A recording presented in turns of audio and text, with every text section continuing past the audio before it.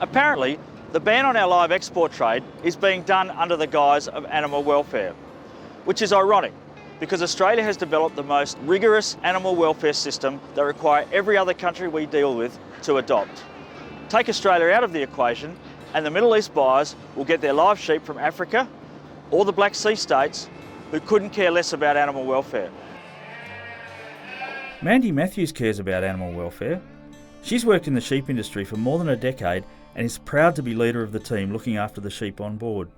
I go through every day and walk the decks and doing welfare checks and just finding any that might not be fully happy and healthy, just to get them into hospital pens, to isolate them and to treat them, to look after them the best that we can, and to ensure that the feed and water is up to standard.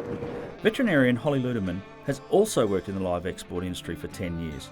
During that time, she's seen an enormous investment in research and development.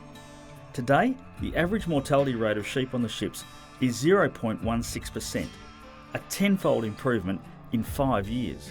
Animals arrive in market in the same, if not better, condition than when they get on board, then that's a great measure of how they have been transported, and that the environment that the vessel has provided has been appropriate for the species, and they've had the feed, the water, the veterinary care or the stock people care that they've needed for their time during transport by sea. The sweeping changes to the shipping process were made after a catastrophic incident in 2017, when more than 2,000 sheep died on board the Awassi Express.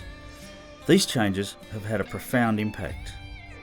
So we've seen significant improvements specifically in the last 5 years, especially in the sheep industry.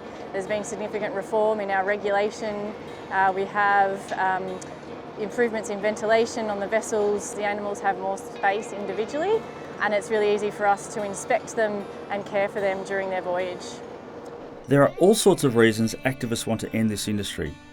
One that's worth more than $140 million to Western Australia each year, and they always offer one simplistic solution. Let's kill the sheep here and ship the frozen product to the Middle East, some say. It's a solution most people would prefer, including Western Australian farmers. The fact is, they don't want frozen product. For religious and cultural reasons, the Middle East market wants live animals. Those people who talk earnestly about welfare and frozen product actually have no idea what they're talking about. The mortality level on export ships today is less than on the average farm. Generally, the animals arrive at their destination in better condition than when they left. There is constant oversight by welfare teams and veterinarians during the voyage.